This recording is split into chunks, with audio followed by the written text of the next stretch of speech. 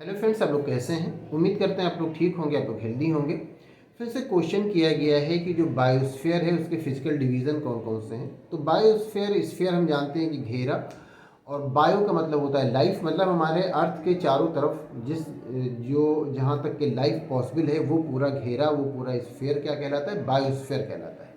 अब बायोस्फीयर के physical divisions आपने पूछे हैं, तो एक तो हो गया लिथोस्फीयर। लिथोस्फीयर का मतलब ये होता है कि जहाँ पर लैंड है, जहाँ पर सॉइल है, वो लिथोस्फीयर में से हो गया। और ये बायोस्फीयर का एक पार्ट है, जहाँ पर लाइफ है उसका एक उस स्फीयर का एक पार्ट है, लिथोस्फीयर हो गया। दूसरा हो गया हाइड्रोस्फीयर। हाइड्रोस्फीयर मतलब ये कि जहाँ पर वाटर है जहाँ तक है, तो ये दूसरा स्फीयर हो गया। आपने जो बायोस्फीयर के फिजिकल डिविजन्स पूछे, तो एक तो हो गया लिथोस्फीयर, दूसरा हो गया दूसरा होगा हाइड्रोस्फीयर, और तीसरा हो गया एटमॉस्फेयर। एटमॉस्फेयर की जिस स्फीयर में जहाँ तक कि एयर है, और हम जानते हैं कि लाइफ के लिए एयर ज़रूरी होता है, तो उसको कहा जाता है, वो एटमॉस्फेयर है, वो भी एक पार्ट है, वो भी एक डिवीज़न है बायोस्फीयर का। तो बायोस्फीयर के थ्री डिवीजन्स हो गए, थ्री फिजिकल डिवीजन्स हो गए।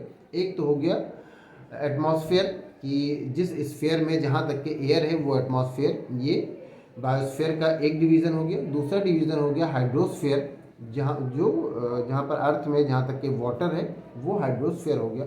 और तीसरा हो गया लिथोस्फीयर, जो सॉइल और लैंड वाला पार्ट है वो लिथोस्फीयर हो गया।